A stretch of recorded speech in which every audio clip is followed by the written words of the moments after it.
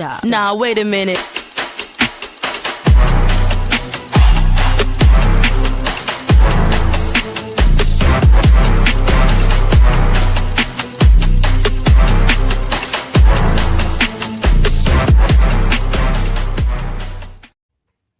Well, guess what, family? It's Friday, not Saturday. It's Friday, and it is time for the Faction Reloaded, a very special SummerSlam edition. What's going on, good people? Of course, I am Gerard Bonner. I've got my good people with me, of course, all the way from the East Coast with all the honeybees. Wrestling with Honey is here. How are you, Honey? Buzz, busy bees. I am here. I am exhausted. I am busy, but I'm loving it. I'm excited. It's hot. Yes. So SummerSlam must be approaching. But I'm excited. I'm happy to get into it, and always good to see you guys. Very good. And to the West Coast we go for the councilman with all the predictions, the one and only Will Ferrell. How are you, sir? The councilman is tired, man. I am understood. My clients are running wild, getting ready for the biggest party of the summer right now. Oh, so many interviews, so many press junkets, so much pasta everywhere. Oh, I will be glad when we are at Monday. Yeah, it's about to be a fun time for sure. Shout out to Lovely and James. They are out doing some things, probably getting ready for a big weekend. And there's a lot to talk about. Lots of wrestling this weekend, of course. The 2-day SummerSlam, we'll get into that. We'll also get into Ashe Wrestling's Black August happening tomorrow night. We've got our predictions, and we're going to talk about some of our favorite SummerSlam moments from throughout the years. It's kind of hard to believe that SummerSlam is a grown adult. 38 years old is SummerSlam, which is wild. My God. All right. 38. We'll get into all of that in a little bit. But first, let's talk about the strong ripple that nobody expected to happen Tuesday night. Tuesday night, it's NXT, and we're preparing for all kinds of potential things, a North American title match, a few other things that are on the horizon, and out of the blue shows up Grayson Waller. Grayson Waller, who we have not seen in months on WWE television, shows up, cuts his version of a pipe bomb, dare I say, a scathing promo where he had plenty to say about what has happened to his career. He alluded to a few things, including the New Day, Austin Theory, and then he throws a bomb at the men's division in NXT, saying the women are running the show and nobody has stepped up and all of the things. I guess I want to start by asking this to you, Honey. Did Grayson Waller say the quiet part out loud? I absolutely think, yes, he did. He did exactly what he had initially stated he was going to do, which was rattle some cages. Not only rattling the cages of Austin Theory and the New Day and also the men's division NXT, but as well as bringing in TNA's division as well. So he's talking a big game, and not for nothing. I have, if you had been watching my watch alongs, or if you had been watching me, period, I had very much high hopes for Grayson Waller before he even moved up to the main roster. I think this was a really good move because it's a fresh start. It's like we hit a reset button for him. And once we saw him, it's like, oh, because it's like you don't realize how long you've forgotten somebody until they show up again. Mm-hmm. And seeing Grayson Waller was definitely kind of refreshing for me. And I'm kind of excited for this because it's like, you know what? We could use a shakeup. And the men's division specifically, because the women are rocking it, and he's told no lies there. And we've said this many times that the NXT women's division is probably one of the best divisions out there. But I believe wholeheartedly that Grayson did exactly what he said he was going to do, and it worked, and people are buzzing. Buzzing indeed. So shout out to Boza, who's in the comments. He says, Grayson saved his job, in my honest opinion, with that promo. He was sent down to NXT to be that credible name to help with the main roster, a la Finn Balor. Let me ask you, Councilman, do you think that Grayson Waller saved his job with this particular promo? And what does all of this mean for Grayson Waller and the NXT men's division? I mean, well, first, I don't like that Grayson Waller didn't mention me in his whole promo or what he said, because I've been saying that across several sources for months, almost a year now. And he said it word for word. I was like, wow, that sounds so familiar. Mm-hmm. I wonder who said that before. It was your councilman. Mm-hmm. So, you know, if I'm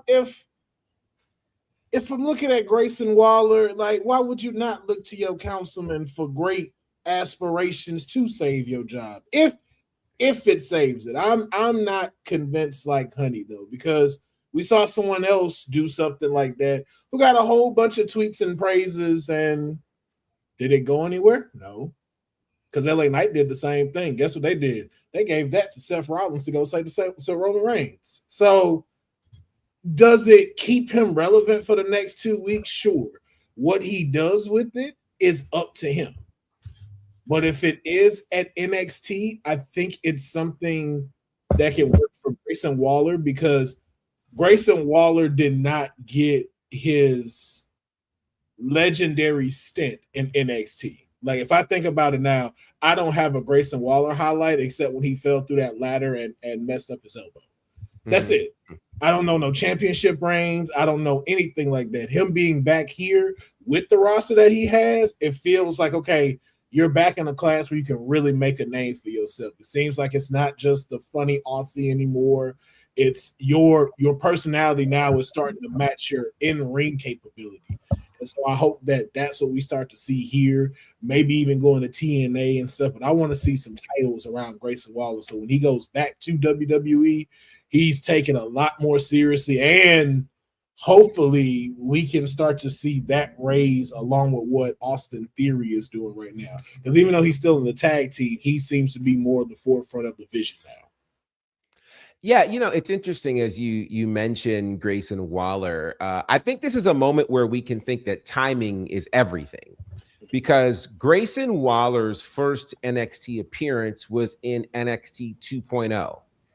And in 2.0, it very much hearkened to the concept of the golden age of WWE, where there were just characters galore and everything was over the top. And we got the Grayson Waller effect from that, which, you know, I think because there was such a heavy push for NXT 2.0 in that War Games, I don't know that anybody actually believed that the 2.0 guys were actually better than the, you know, other era that was being presented during that time.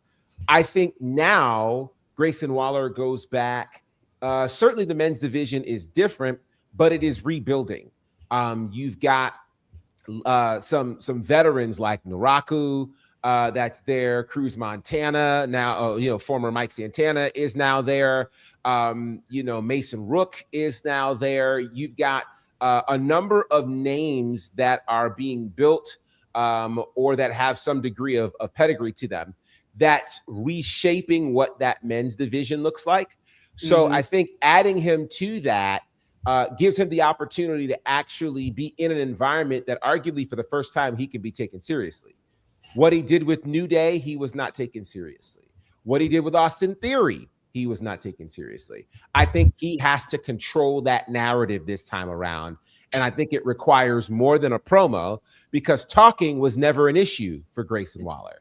He could always talk. The question was, could he be taken seriously enough to get it done in the ring? So we'll see what happens, but certainly that ruffled a number of feathers in NXT this week. It's been the talk of the socials, and I certainly was very intrigued to see what was going to happen with Grayson. I mentioned this, but I think it is worth a conversation, because I don't think we talked about it last week, and that is the official debut of Cruz Montana, formerly known as Mike Santana, now in NXT, cuts a promo to end the show, ends up in a bit of a tussle between him and the NXT champion, Tony D'Angelo, and the aforementioned Grayson Waller. Mm-hmm. So I'll start with you since you waved the flag there, honey. Your thoughts on Cruz? The Montana Santana is just messing with my head right now. Yeah. Cruz Montana officially in NXT. What are your thoughts about this? And where do you see him going? So it's funny because Councilman and I, and along with Dion on our Kayfabe podcast, we've had numerous discussions about where could Mike's formerly FKA Mike Santana, now Cruz Montana, should go.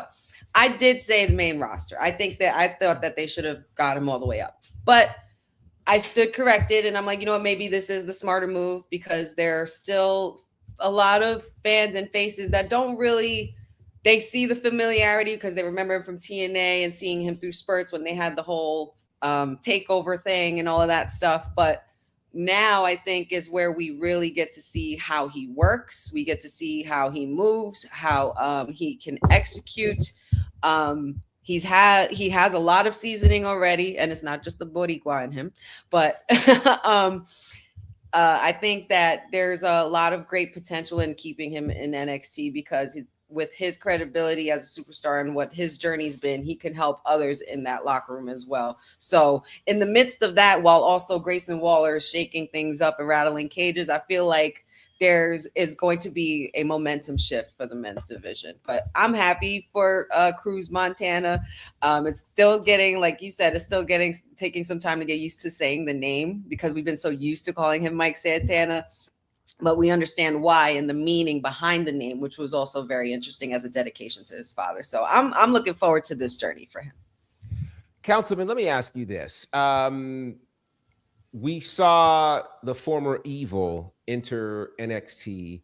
He shot right up to the title contention. He lost his 2 title opportunities to Tony D'Angelo, and he is a former IWGP World Heavyweight Champion.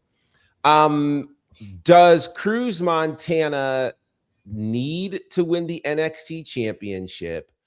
Or does Tony D'Angelo ultimately retain and build his legacy by defeating these former world champions? It's a good question. Yes, he does need to win it. He does need to win it. Unlike Honey, I did say he needs to come to NXT because although he is a TNA legend, there still needs a legacy to get started in there for higher ups to see. Like, even though, like he became world champ, we're gonna be honest, like when we talk about the story of TNA champions, it won't be far-fetched if Mike Santana doesn't get mentioned. His reign wasn't that long, it wasn't as impactful, but he did get it. He did reach that top. But we need to see what you do look like as the face of a brand. Like, how can that be moved, especially with who you are? Because we've seen like what someone his style is. So it's just, and so you just kind of look at trajectory of where we are, which is why I say NXT, because if you, not to compare him or anything, but Mike is like Damian Priest. Mm-hmm. So now you look at WWE, what did WWE do with Damian Priest? Now, Damian Priest had won the NXT title. We may had seen a different side of him, but it took a while. Judgment Day, everything, and then to finally get a chance to be that world champion. So it can be the same trajectory for Mike. But I think he does need to be NXT champion to just show, like, hey, what a proud Boricua from the Bronx can do. Now, his name, however, I don't like it. I don't care where it's from, honey. I don't like it. I get it with Evil. Too many of us know Mike Santana. And I think that's one thing that should definitely be discussed when it's like, yo, I get what y'all doing, WWE, but some of these people deserve to keep their name. Like, it is okay. You don't have the rights to it. Like, allow them to be able to keep this and go about, because just like Blake Monroe, I'm like, I get it. People gonna know that, but it was like, yo, man, that's Mariah May. But I got it. You know, well, shout out to Dion. Good to see him stopping by. He says Cruz Montana is a dope name. Councilman, let's see. Boza says Councilman is representing those people whining that Santana ain't Santana. Here's the other side of the Santana issue. Which again, we don't know what happened behind closed doors, but there's an interesting thought. You know, one of the reasons why WWE does what they do, and I know you know this, Councilman, it's all about that good old IP, you know, that intellectual property that they are able to make money from endlessly. And so the real challenge then becomes, I don't know what kind of deal they offered Mike Santana to have some percentage of his name, because they weren't going to just let him have all of it. They were going to have some of it. And I don't know if the deal that they offer, I don't even know if the deal was even on the table to say, hey, you know what, here's an option for you to keep your name, but we get this percentage. And perhaps as a businessman, he said, nah, I'll just take the percentage from this, because if and when the time ends, you know, I can go back, because we're seeing this now with Kofi and Austin Creed now officially done with their non-compete, going out there, you know, doing shows and things like that. And what makes that work is people know Kofi because Kofi's his actual first name. Austin Creed was able to get his name out there with Up, Up, Down, Down. So it wasn't such a jarring kind of move. So I think it could be, and this is a wild recognition, a recognition that time in WWE for life isn't necessarily guaranteed. Mm-hmm. So understanding that it's like, not that you're looking to leave, but you set up a scenario where if I have to leave, there's still some degree of benefit of recognition for him. But either way, he's here, and I think it's going to be an interesting road. I don't know. I mean, there's a lot of ways this can go. Like, does Mike Santana need to be the NXT champion? I don't know. And I say I don't know because, you know, with Evil, for instance, his reputation is such that he's a veteran. So him being NXT champion, okay. But Mike Santana, I think, is a different ball game. Ultimately, I don't know how long Mike Santana needs to be in NXT. And I think that could help figure out that particular answer. Either way, I think the addition of Mike Santana, Cruz Montana, boosts up that men's division significantly. Yes. But I think it's a mistake if they feed him to Tony D'Angelo. I do too. Because you need, like, only reason why I say he needs a title, because picture what he does. Imagine him being on Raw, just standing in the crowd with the NXT belt on. Sure. Look, sure. Don't even got to say nothing. It's just like, yo, who is that up there? Wait, that's the NXT champion, Cruz Montana. And he just keep doing that. And then eventually he do that shot, and then Kathy Kelly walks up and talks. And it's like, yo, you've been coming here week after week. Yeah. What's going on? Yeah. Like, that works with him as champ. You know, Tony D can't do that. And to that end, I think that you have the former TNA World Champion in Joe Hendry that had a very brief NXT championship run. You know, I think the NXT championship can do some things. Now, Joe Hendry's another conversation, which we won't do that. We won't do that because that'll take a while. No. You know what it is? You know what I'll say when it comes to that? He holds the burden of something you have always said, Professor. What do you prefer more, the entertainment side or the technical side? Correct. Because he became so entertaining, we see what WWE will do with a person who's more entertaining, and then you get what you got Monday. It's a fact. Yes. Yeah, yes. It's disappointing to say the least, but I don't even want to go there. I'm still. So let's move from there to another interesting moment that happened prior to Tuesday night, prior to the concert that we didn't expect Monday night. Instead of a concert, we got a coronation Sunday night as AEW presented Redemption. And I want to talk about the fact that we have 2 new women's champions in AEW. Let's first start with the brand new TBS champion, that being Maya World, who shocked the world in some eyes by winning that championship, defeating Hikaru Shida, capping off what may have been the biggest 2-month run we've seen for anybody in AEW. Let me get your thoughts, Councilman, on Maya World now as the TBS champion. Well, there's nothing I enjoy more than getting up and being right about what I say. Your counsel, like, that's what WWE stand for. Will wins everything. I always win. Everybody the whole week when we were doing predictions on these shows. What was the former champ? What was her name? Hikaru Shida. They was like she gonna win. She gonna retain. I say, you know what? Nah, Maya finna shock the world.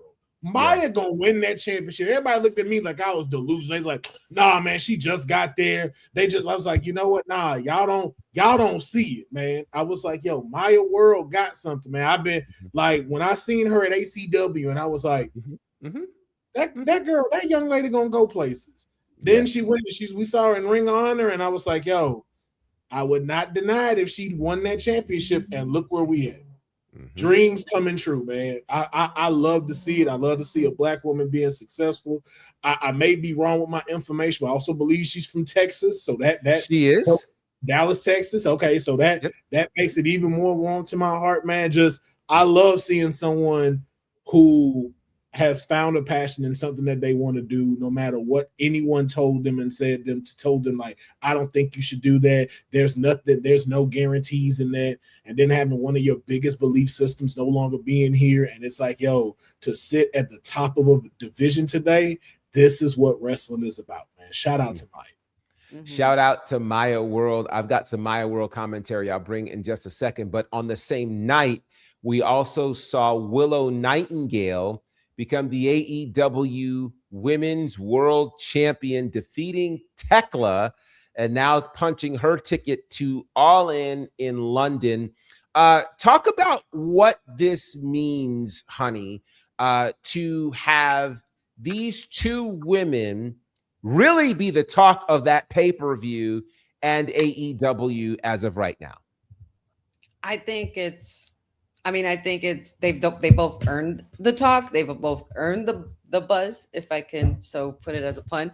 But I love it. Willow Nightingale winning the AEW Women's World Championship is such like a huge moment for her. I think it's something that we've all been pining for her as well for quite some time. And the fact that she's literally heading into All In as champion makes this a bit bigger for her. So I'm looking forward to this journey, and having Willow and Tekla be at the forefront of the talk right now for the conversation shows how much this women's division is really starting to thrive without, and this is not to be offensive or anything, but without having to rely on the Toni Storms and the Mercedes Monets. We're now building our women's division. And it's something that honestly, Courtney has talked about a lot as well, so I think that they both absolutely deserve this spotlight for sure. And before you say something, Professor, I just want to throw this out because I've been throwing it out on other platforms. Tony, if you watch it, let Willow and Mercedes close out. Let them close out. That's all I'm saying. You did say that. Will and Kenny, but if you want that to be memorable, let Willow and Mercedes close it out. Yes. I promise you they're going to deliver. I agree with you. I'm going to start by saying this. This moment of Maya World and Willow Nightingale says to me that 2026 so far is, and I'm just going to say it, the greatest year in the history of AEW. I think it's taken AEW 7 years to finally find a formula that works. They are understanding for them. They are where the best wrestle. But to me, they've also finally started to understand what makes professional wrestling what we love so much. It's a great story. And the rise of Maya World is an incredible story, a story that they told from her entering, it's hard to believe that she's only been signed to AEW a handful of months. Less than a year. And her signing was relatively quiet. I mean, they signed her and then, she got put on a pre-show and a random match on Collision here and there inside of a tag team. But then the door opens up for her to enter in as an alternate into the Owen tournament the same week that her brother dies. Like, this is the kind of storytelling we used to absolutely love from WWE. You take these kinds of moments and you put the rocket ship on her. So we're like, okay, it's inspirational. She wins the first match. That's a surprise. Wow. But certainly she's not going to defeat the forever ROH world champion Athena, who, by the way, is her trainer. Like, the story. It's fantastic. And she wins to go then to the finals of that tournament at a major pay-per-view at Forbidden Door to battle her dream opponent and her idol in the wrestling business, Mercedes Moné. This is an incredible story that nobody saw coming at the start of the Owen tournament. And now you parlay that to a month later, her getting an opportunity at the TBS championship on the pay-per-view and winning. Like, this is brilliant storytelling from AEW. And as fans, we've given AEW a hard time over the years, but we've got to scream just as loud when they get it right. Yes. And then them getting this right with Willow. Willow, one can argue, is one of the homegrown AEW stars. And we have watched the trajectory of a Willow Nightingale since her first appearance on AEW Dark. We've seen her choose to not go the way of evil and decide to still be happy-go-lucky, be positive, be loving, have an edge when she needs to scrap, but she's who she is. And now she gets to ascend to the world championship.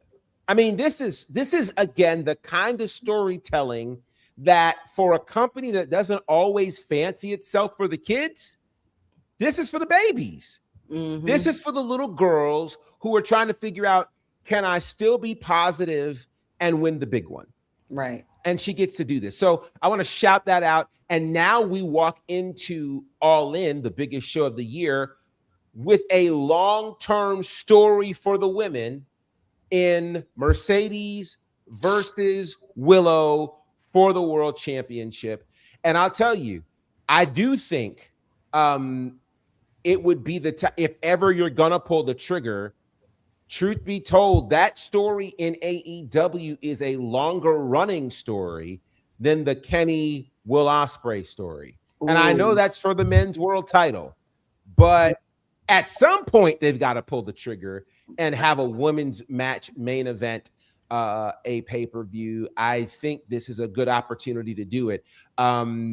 This is actually there are two places I could perfectly segue here, and I'm just going to choose one.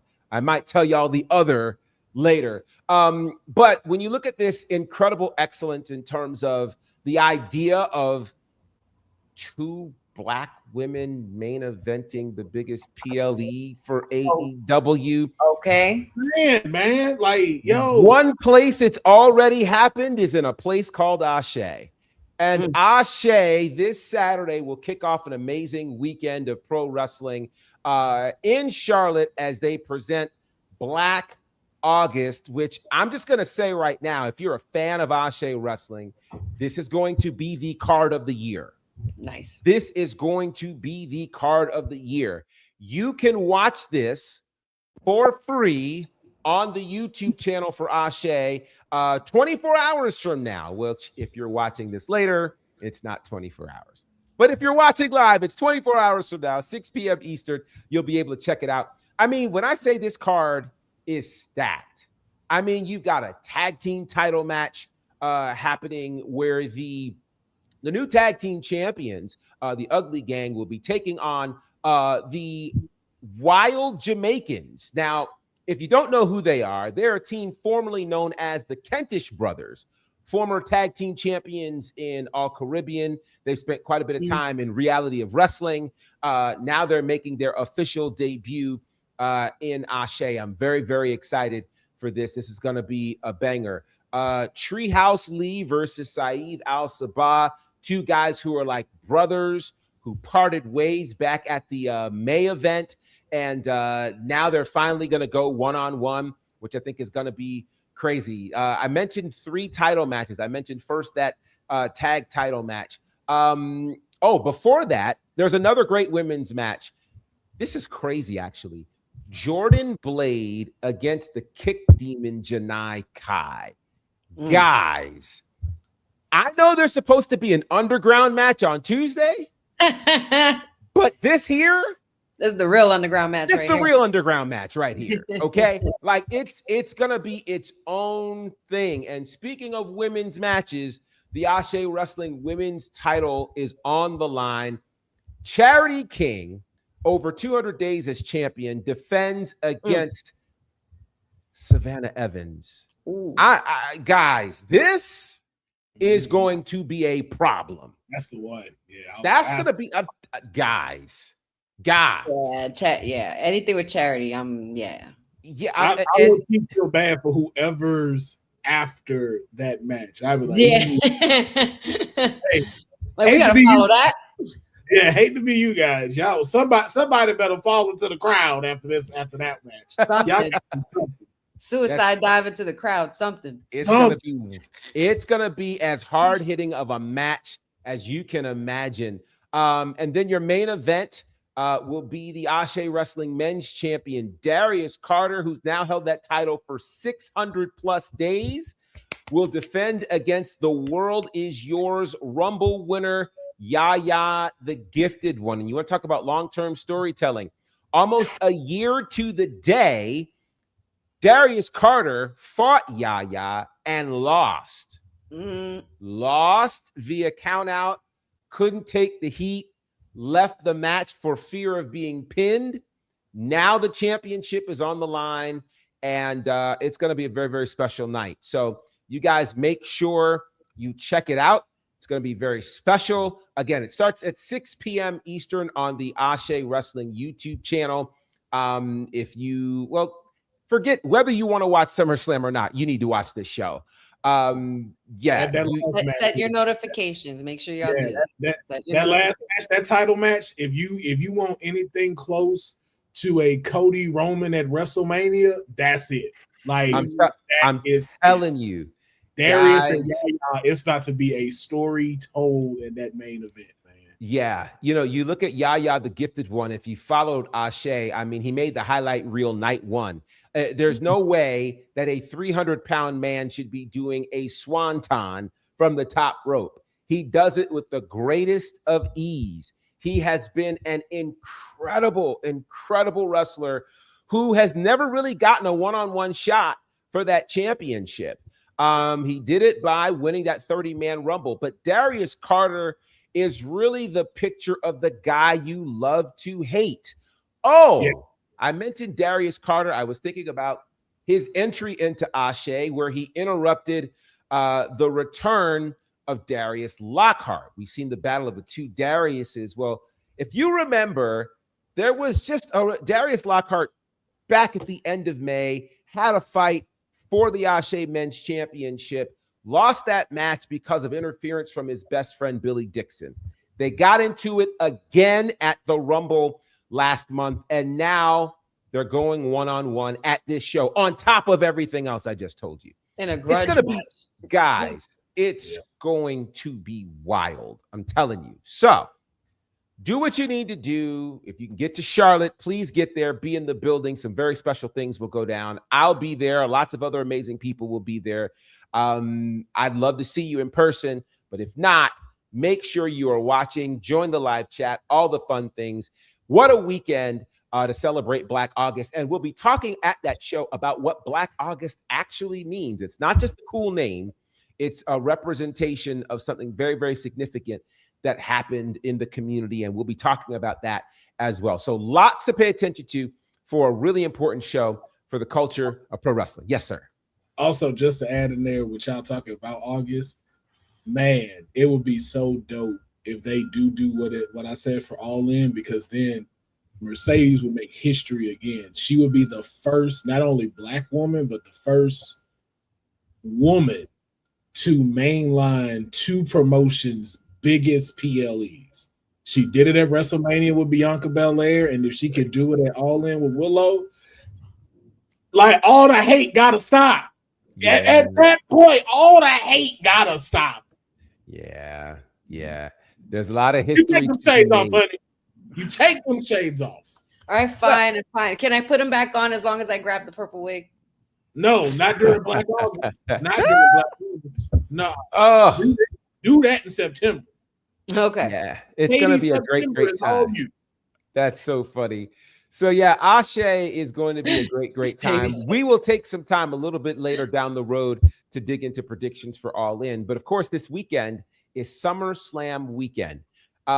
So I have a few ways we want to go about this, but I think we will we'll start talking about the current SummerSlam card, and then we'll end up talking about our favorite moments from SummerSlams gone by. All right, that's what we'll do. So, of course, this year, because I think we'll end on a high note. I think we'll do it that way. All right, so this year's SummerSlam is, the 38th year for SummerSlam. SummerSlam began back in 1988. We're now in our second rendition of a two-night SummerSlam. Of course, it's going down in the hustling, bustling metropolis that is Minneapolis, Minnesota. So US Bank Stadium. Let's get into night one of this, and let's see what you want to see, what you're looking forward to the most. Night one, SummerSlam Saturday, looks like this. We will have we have two 6-person tag matches. On the men's side, it's the Bloodline, the Usos and Jacob Fatu, taking on Royce Keys, LA Knight, and Solo Sikoa. On the women's side, we have Fatal Influence, which includes the women's tag team champions, taking on the Bella Twins and Paige. The women's world title is up for grabs as we get a rematch of the Queen of the Ring finals, where Io Sky will challenge Liv Morgan for the women's world championship. Gunther takes on the former NWA world champion and current general manager of SmackDown, Nick Aldis. Then you've got what I'm calling the co-main event. I don't think that's presumptuous of me. Hell in a Cell, Obafemi, Brock Lesnar 3, and then for the WWE Championship, CM Punk defends against Cody Rhodes. All right, what are you most looking forward to from night one, honey? Hold on, just want to fix one thing. Oh, okay. Nick Aldis is no longer the GM. He relinquished all of his power when he signed his contract. I think he relinquished it for the night. No. He's an official competitor. It's on WWE. His picture is up. Really? Yeah, he is officially a competitor in WWE. I don't know if it's just for SummerSlam, but when I saw it up there, I was like, so is it not the only match? Like, is Magnus back? It's a thing? Yeah, I was like, hold up. That's big. I don't know. I'm just throwing that out there. I'm just throwing it out there to be known. Like, hey, it was said that's up there. Yeah. I mean, can I choose two? Because I'm looking forward to two things. You can choose two. Go ahead. Okay. I asked, Will. I asked. Of course she is. Of course, I'm looking forward to the obvious because I did write my comment in there. I'm looking forward to seeing Brock Lesnar go away and Oba dominate. Screw your streak, Brock. Don't care. And I am very much looking forward to Gunther and Aldis's match, though I don't think it's going to be what we think it is. Yeah. Now, that could mean a few things. Would you care to elaborate on that? Well, I just, as far as what we've seen, and I mean, I don't know. I don't know. It could go either way. Honestly, it can go either way. But I have a very distraught feeling that TKO is going to make us very sad with that match for some reason. I just can't help but feel that. Just me personally. But I am very happy to see Nick Aldis in the ring. I just want to see what he does with it. We saw that he had that interview with Chris Van Vliet, and he was emotional. So he emotionally ridden for this match. He doesn't want to disappoint the fans. So you know that he's very much invested in this. So because literally of that clip, I'm excited to see him in action and really get his shot. You know, he's definitely deserving of it. Okay. What are you looking forward to night one, Councilman? Man, she said it. There ain't nothing to repeat. The exact all the reasons.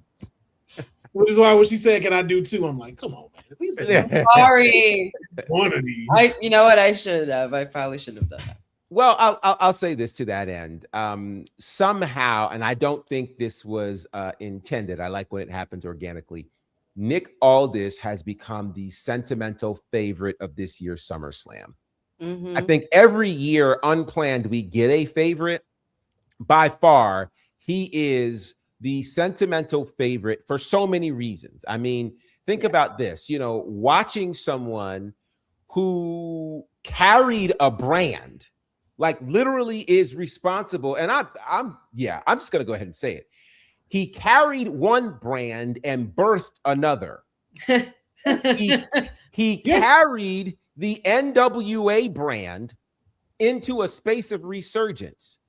But he birthed what we know as AEW. Everybody gives credit to Cody and the Bucks, but what was the lone title match at that very first All In?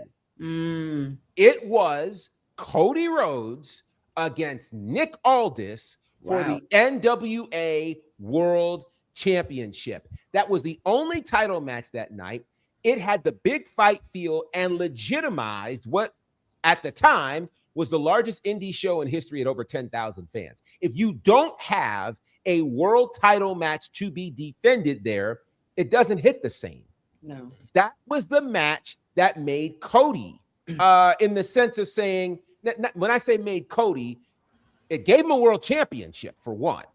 Yeah. But on top of that, it said this is the man that can now lead this indie movement that we would now know as All Elite. So for someone who did that, who carried the NWA world title for over 1,000 days, really led the NWA into its resurgence during the Power era and all those things, and they mistreated him, and they haven't been the same since.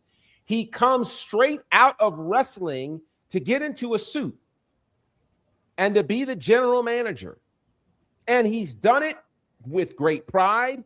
He's done, but think about it. If you've ever been in the situation where you were the star at the company you worked at, and now you go to work at another company, and you should still be the star, but you're now viewed as, okay, this entry level, it's kind of safe, and you do what you got to do until you finally get your shot. And I think that's why he was so emotional, because all he's ever wanted is to get that shot inside of a WWE ring. And for his WWE debut match to be at SummerSlam against a career killer, I think that's a big deal. Very big deal. It was like seeing Batman just being Bruce Wayne. He's Batman. You never gonna put the suit back on? Right. And you still built like that? Yeah. You also, too, gotta give flowers and respect, though, because it takes two to tango. And Gunther has been an incredible heel through all of this. So for anybody that want to sit here and say Gunther is boring, I don't know why he keep getting put, This is why you seeing it right here. This is what we wanted to see. Ganta. You know, it's so interesting because people forget, you know, a year ago at SummerSlam, Gunther was defending the world title against CM Punk. I mean, like, this guy has been main event ever since he walked into WWE. And so for a match that many of us thought would simply happen at Saturday night's main event, to be one of the 6 matches happening at SummerSlam Saturday is a big deal. So congratulations there to Nick Aldis. Okay, night 2 of SummerSlam looks like this. We've got the Intercontinental Championship. Penta defends against Chad Gable. The U.S. Championship is up for grabs as Trick Williams defends against the returning Baron Corbin. The number 1 contenders match for the WWE Championship, Finn Balor against the former champion Sami Zayn. Speaking of championships, the interim WWE Women's Championship will be decided in a ladder match. We currently know 4 of the 5 competitors. They include Charlotte Flair, Jade Cargill, the U.S. champion Tiffany Stratton, and Chelsea Green. Don't know who the 5th person is yet. We may speculate on that. Danhausen against the AAA Mega Champion Dominic Mysterio in a human money on a pole match. And then the main event, the World Heavyweight Championship, Roman Reigns, Seth Rollins. What are you guys looking forward to for night 2? You go Professor, first. I have 4 matches that I'm looking forward to that I would like. That's okay. I have 4. And wait. Seth is in here and said, let me be correct. It's very hard for me to do that. So let me, you know, I like to do it correct. Human monies. Human monies. That messed with everything in me. Yeah. All right. Human monies. Good to see you, Seth. All right. Back to you, Councilman. The women's ladder match. Okay. I know we still have 1 qualifying match between Lash Legend and Julia, but I just want to see if I'm gonna be right and if we crown Chelsea Green as champ, or if my other prediction is right and they throw us a curveball and AJ Lee becomes WWE champion. Because a 5-woman ladder match makes no sense whatsoever. It's always been even numbers. Why is it just 5 people? Very interesting. You hear them sounds? That's the common sense of this match getting drawn out. I was like, this don't just 5? That don't. I was like, this don't make sense. I was like, everyone else is getting added to this match. Okay. What are you looking forward to on night 2, honey? I am very much looking forward to hopefully adding another notch on my bingo card for this year. And I need to see Finn Balor become Win Balor. I want to see it. I need to see it. We've been waiting for it. At least I have. And I haven't forgotten about it. But I'm ready to see Finn and Sammy, and I want to see Finn win. Well, the thing I'm looking forward to most is the end of SummerSlam. Well, of course. When the announcement is made and new World Heavyweight Champion Oba Femi. Oh my Lord! Oh man, that's why. You know what? That's why I didn't say it, because I was like, I feel like me and Professor got this. Oh yes. Now, there's a couple of ways this can happen. Of course, honestly, it does not matter who wins between Roman and Seth, though arguably I do think it will be Roman. I think Roman will find a way to finally get this win over Seth, but it's going to be a grueling match. And at the end of it, there are one of 2 things that can happen. Thing 1 is that the lights go out. And when the lights go out, people are like, what's going on? Then the green lights hit and the music, and then we know what time it is. But I personally like the second option. Option 2, which is literally you've got Roman's music playing. Somebody presents him with the Ula Fala. He's, barely getting around, walking around. We get to Michael Cole signing off. We get to the credits. Let the credits roll. And then the GM comes out and says, hold on, guys. We're not quite done. Well, what are you talking about? Well, one man in an just unbelievable, unprecedented move has decided that he wants to use his King of the Ring option, and he wants to exercise it now. You got to be kidding me. This can't be happening right now. It's happening now. He insisted. He's injured, but he insisted. Ladies and gentlemen, our final match, King of the Ring, Obafemi, and let the music hit. You gotta be kidding me. Listen Corey, to me. How is this happening, Corey? That stadium, then Minneapolis will be shaking from the ground. Because here's the thing. You need to, because listen, you're not selling 30,000 tickets in the next 24 hours. Nope. You're not. Let's just accept that, acknowledge the fact that we're going to get 34,000 people one night, maybe 33,000 the next night. These guys are brilliant when it comes to production. They'll figure out how to make it look really, really great and grand. They know how to hide stuff. They're brilliant at this. But you need to create the moments that make people say, I should have been there. I should have got my tickets. I'm sorry I ever doubted you. If they don't do this, it won't be a good look. So that's what I think is going to happen. I'm holding on to that. If it doesn't happen, it's a missed moment. There are people who are talking about it could happen on Monday Night Raw. Doesn't hit the same. It's got to hit in front of the large crowd. And let's think about this. Save Survivor Series.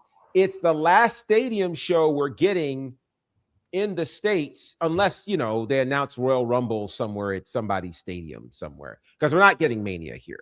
So I think it's an opportunity that they don't want to miss to create the kinds of moments that we'll be talking about for another 38 years. So with that said, I mentioned 38 years of SummerSlam. Hard to believe that this thing we call SummerSlam began all the way back in 1988. It is, I believe, the second or third longest running WWE pay-per-view, 85, 87. I think it's the third longest. Royal Rumble might be somewhere in there. It's a battle between the two. It's 88? 88 was the start of SummerSlam. It was. So it's 38 this year? 38 this year. Well, basically Rumble and SummerSlam are the same age. They're about the same age. So you got that, and a lot of amazing moments have happened. SummerSlam has really grown from its debut in Madison Square Garden in 1988 to now being a 2-night phenomenon. And so we thought it would be really, really cool to kind of talk about some of our favorite moments from SummerSlams gone by. There are lots of them. I've kind of charged us to kind of go through our top 3. We've not talked about this among ourselves, so this should be fun. I got a long list here, so I'm gonna have to narrow mine down. But in the meantime, let's get your first. I'm trying to think. Do we want to do 1-1-1, or do we want? No, let's just get all your 3 out. Get them all out. It's not gonna be 1-1, Professor. Honey got like 12 of them. She gonna throw out. I have 3. Let's get your 3. But she go first. Be like, well, I was gonna pick this one that happened. I have my 3. And I was gonna do this one. No, but I have my 3. 3. Oh God! I have my 3, and none of them have to do with who you think I would bring up. Trust me. Okay. Right. Exactly. So, where to start first? I mean, my first listed here favorite moment is a pretty obvious one. I want to take us back to the year of 1997, which was a fun time for SummerSlam and WWE at that point. if you guys know what I would be talking about, the first ever Hell in the Cell match with The Undertaker and Shawn Michaels. Sorry, that wasn't at SummerSlam. I mean, no, that wasn't at SummerSlam. I'm sorry. Sorry. I read the wrong thing. I'm reading the wrong thing. No. No, I meant no. Did I say? Why did I say 90? And she's muted herself. I didn't mute her, folks. I didn't. The computer be like, don't say nothing to them. Get it together. Get it together. I'm sorry. I'm so sorry. Wait, that's not. Go get your reading glasses, honey, and your shawl. Cut it out. You do both. Cut it out. Oh, I can't read it. What did it say? Why the words so small? All right, so let me skip that. Forget I said all of it. Let me skip it. Erase it from the records, folks. Y'all are killing me. I meant to say, I said 97. Stop. Sorry, my dog. I'm getting thrown off. Do you want us to come back to you? Please do. I need to regroup. Let's get her to regroup. Okay. All right. Councilman, let's try this again. When did that happen? Oh, that's funny. That's funny. Oh, that's God. funny. I'm hot. One of my matches, of course, has now grown near and dear to my heart because whenever I get to watch this mediocre wrestler get beat up, I just enjoy it. I'll take you back to 1992 when the Kool-Aid freshers were out. Nickelodeon was just at its prime. Simpsons were taking off. Bret Hart was getting his ass whooped by the British Bulldog in Wimbledon, and it was now I know what euphoria really means. Oh my God! I just every time when I rewind it, like this is y'all would get it, but this is me showing my age. It's like, do y'all remember that movie Death Becomes Her? With Meryl Streep and Goldie Hawn, and she was watching Meryl Streep get choked out, and she kept rewinding it, and they would break into her house to take her to jail, and she kept rewinding it to watch her get. That's what I do with him every time, except nobody come and get me, so I just pretend I'm getting arrested. Just one more get 1, 2, 3, rewind it one more time. That's funny. Well, that happened at Wembley Stadium as opposed to Wimbledon. But certainly that was, and oddly enough, that was the main event, which was the first time the Intercontinental Championship ever main evented a SummerSlam. So great pick, historic pick. Yeah, very, very deserving though. Both of them. Oh yeah, great match. Great match. What else you got? Oh, okay. My next one is a classic. We take it back to SummerSlam 2000, the TLC match. Mm-hmm. They did it once at WrestleMania. I know everyone loves that one. My favorite one though is the SummerSlam TLC. Agreed. That is I feel like that's the one where it's like if anything is the staple of what they did, it would be that one. Mm-hmm. And then my third one, I want to say it, I just don't want to take it from anybody. But either way, we go 2 years later. Because I feel like Honey would have that. I feel like Honey will have that. So I'll save that just in case Honey says it. I'm gonna go with all the way now to 2016, John Cena versus AJ Styles. AJ Styles up John Cena run. Could not get enough of it. And that one was just because it felt like it almost felt like AJ Styles was young again, like TNA AJ Styles in that match. And I was just like, oh my God, it felt so good to see him. So those are my those are good ones. Those are very, very good ones. Honey, are you ready? I'm ready. All right. Take two, ladies and gentlemen. I'm ready and refreshed, and I'm gonna start. And I'm glad I made like a longer list than what I picked out of my list. Was like, that's not SummerSlam. I was like, wait a minute, and I'm hearing myself. I'm like, no, girl, that was not SummerSlam. Whoops. But no. Something that did happen at SummerSlam that I know definitely for sure happened at SummerSlam because I remember it as a kid. I would say I wouldn't say it's like a favorite. I would just say it's like a memorable moment I remember growing up. Going back to 94. I don't know why it was interesting to me at the time. You got to think of the mind of Honey and their imagination, okay? It was goofy. It probably wasn't the best match, but it was fun and it was interesting for me. Taker versus Taker. The idea of there being two Takers in the ring was pretty freaking memorable and iconic to me. And I was just like, who's the real Taker? And Ted DiBiase bringing him in, and then the Underfaker, the imposters, and all of that stuff. I thought that was just fun. So that's one of my memorable ones. That's a good. My second one is definitely 2002, Shawn Michaels and Triple H. I think the emotional depth of that match, especially with how much I loved Shawn Michaels, especially then growing up, and his return and his back injury and him just stepping back in the ring like he never lost it, which he didn't. He then later on goes to, have a fantastic match with Triple H and probably one of their best matches together, I would say, when Triple H was good at telling stories. And the fact that Shawn Michaels later then won the championship later that year, it was just the comeback of HBK. It was reborn. He was reborn, restored, and he already had a Hall of Fame career by then at that point.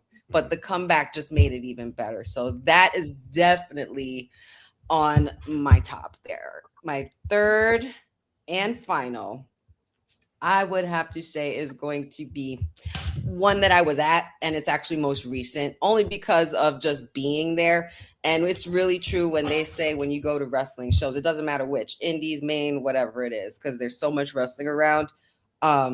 There's nothing like seeing it until you see it live.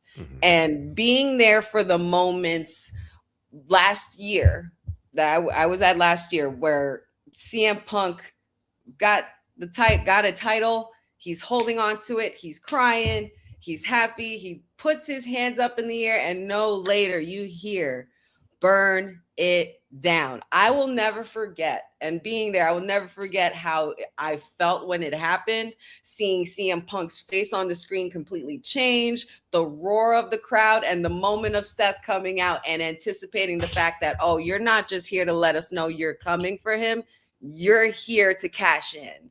And it was a hell of a moment to actually witness. So those are my three. Great moments for sure.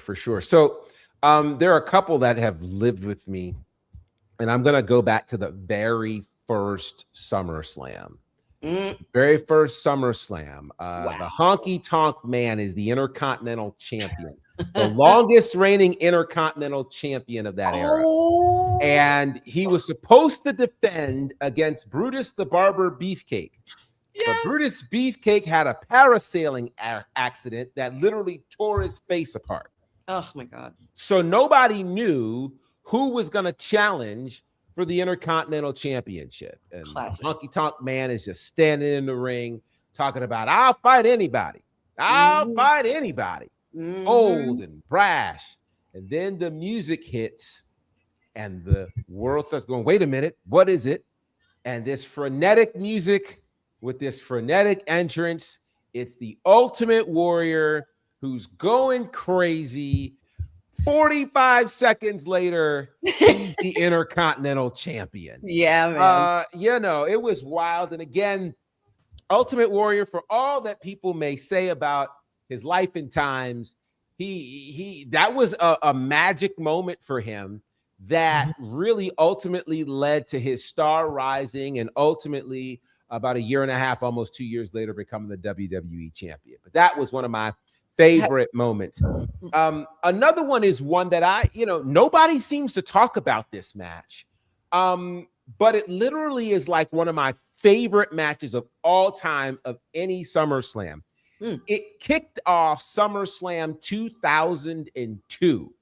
So if we go back, at this point, the whole mergers happened. WWE has bought WCW. We're a whole year in, and just right before this, we get the debut of a certain soon-to-be, and I say soon-to-be, 20 years later, Hall of Famer, world champion, Hall of Famer in 2 companies. He kicks off the show with Rey Mysterio against Kurt Angle. Oh, If we talked you- about that. Okay, Fave. We We talked talked about If you that. haven't seen that match, Man, good Lord. banger Do with a capital B. I mean, you've got Kurt Angle in his prime, Rey Mysterio, very happy to be here. And I'm telling you, these two put on a clinic and what I'm calling one of the best SummerSlams of all time.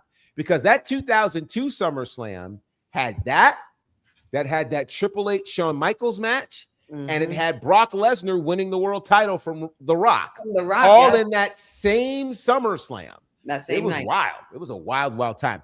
Now, there are a lot of other choices that I have on here, but kind of my third choice is a bit of a sentimental favorite, and you guys will understand why I've chosen this one. No one's talked about this one. It also happened at last year's SummerSlam. It was a match. And if you think about it, you know, earlier in the year, we had a great triple threat match for the Women's World Championship between Rhea Ripley, Io Sky, and Bianca Belair. Yes. And all throughout the year, Rhea and Io had been kind of teasing things. And Rhea and Io, they get to Evolution, and they're having this incredible match. And all of a sudden, there's a cash-in. The cash-in sees us proceeding with caution as Naomi wins the world championship. Now Naomi gets to defend this title in another triple threat match against the main event of Evolution. And they have a banger, an absolute banger that sees Naomi retain the Women's World Championship, defeating Rhea and Io. What the world didn't know, and what she didn't even know, is, she probably should have proceeded with caution because she was wrestling with the smallest ooze inside of her tummy, and she would relinquish the title a few weeks later after making an announcement that she was pregnant. But it was sentimental for me because Naomi finally got her moment at a major PLE to walk in as champ and to retain the title against two of the best in the entire world. So those are some of our... And that's that SummerSlam before somebody tried to get in the comments and be like, oh, Professor said Evolution. He meant SummerSlam. He mentions No. I know what I said. I set things up for you to get to SummerSlam. I know someone gonna try to Someone's hit gonna, you. yeah. They haven't learned. If I could comment on one of your choices, Professor, the one thing that, especially with the whole memory of Honky Tonk Man and Ultimate Warrior, when you watch that match back, have you guys watched it back at any point? Oh, I have. Yes. The main part about those kinds of moments that I really look at, I don't even look at what's happening. Look at the crowd. Oh yeah. While all that's going down. Like They're those are my favorite things to look at and see people's reactions and how crazy that moment was. That place probably lifted off the ground at that moment.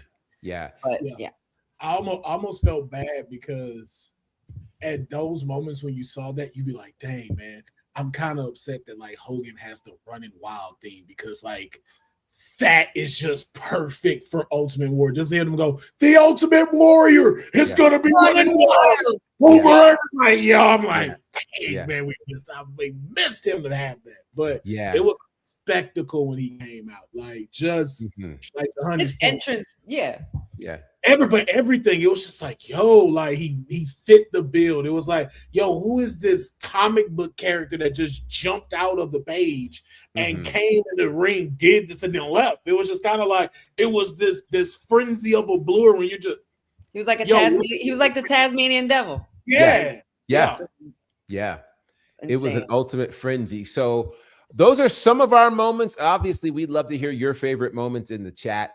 Certainly, it's all leading up to tomorrow and this weekend in terms of SummerSlam. 2 nights, Minneapolis, Minnesota, And we don't even have time to talk about the fact that you can no longer watch the first hour on ESPN. If you're going to watch, you can watch. We don't. It's with you. It's on the YouTube now. It's so what's happening. You can watch now on the ESPN app, or you can watch, of course, the pre-show on ESPN itself. But yeah, the reasoning is that they believe that they actually was doing more harm than good to trying to get more subscribers to the ESPN app, which I understand. Is that what they believe? That's what they say. That's what they say. So if you're gonna watch, you have to watch it on the ESPN app. And watch nights 1 and night 2. That, and because you don't necessarily have to choose, you can also watch, of course, Black August from Ashe Wrestling coming up on Saturday at 6 p.m. Eastern. It's going to be a very, very special card. I promise you're going to absolutely love it. All right, we're going to get out of here. Our time is done. Here's how you can find us on all these good socials. Honey, how can the people find you? You could find me at, I was today years old when I found out I was the same age as SummerSlam and all things wrestling with Honey. That's great. That's great. Councilman, how can we find you, sir? Oh, I'm sorry. Oh, huh. Between last night's laughter and today's laughter, I don't know how you're holding it together, Councilman. The man said they said we felt like we were hurting the subscribe. No shit. You magically discovered that, huh? Despite what everyone what we started thinking about? This may not be going in the direction of the fans that we needed to. But you can find me at Will Fail, PHARAOH, everywhere. Please follow my YouTube, follow my Twitch. Content comes out each and every single day. Kayfabe Podcast on Thursday. And, of course, The Faction on Saturdays. And then, sometimes we have to do special versions like this. So you want to make sure you tune in to the social media page of The Faction and as well as ourselves. So you stay up to date with everything that's going on. Absolutely. Just as Will said, of course, you can find us here at The Faction Show. You can find me at Bonnerfide across all of the platforms. Lots of cool podcast things going on. Bonnerfide Conversations. If you're interested in non-wrestling conversation, there's that. Of course, in the wrestling world, I will be with Ashe Wrestling tomorrow night in Charlotte. So you can look for me on the YouTube channel. And if you're in person, I would love to meet you, take pictures, all the cool things. Some cool commentary things out there as well. You can check out my commentary with Southern Honor on IWTV. You can also check out some recent work I've done with the Love Alive charity, a great promotion there in Florida, which includes the Beast Cup Invitational, a big tournament honoring Shad Gaspard, and the Great American Clash that's out. Both of those are on Triller TV, so you can check those out. The last one features the first meeting between JTG and the Pope, Elijah Burke. It's a massively amazing match. So great things happening there. And of course, all that we're doing here at The Faction. Shout out to everybody who joined us in the chat live and those who will join us later. We greatly appreciate you guys. It's going to be a fun weekend in the world of professional wrestling. I hope you guys will engage, and we'll be back here next week to talk more pro wrestling as part of The Faction Reload.